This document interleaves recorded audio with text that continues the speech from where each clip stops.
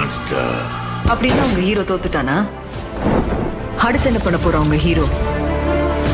காயப்பட்ட சிங்கத்தோட மூச்சு கர்ஜனையோட பயங்கரமா இருக்கும்.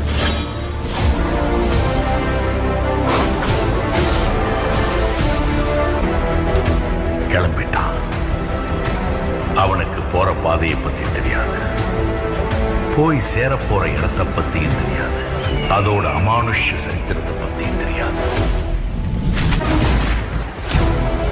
அந்த பாசத்துக்கெல்லாம் இடம் கொடுக்காத. இங்க அதுக்கெல்லாம் மதிப்பில்லை. நெஞ்சில ஓரம் இருக்கிறவனுக்கு அது ஓட்டமும் ஓட்டாது.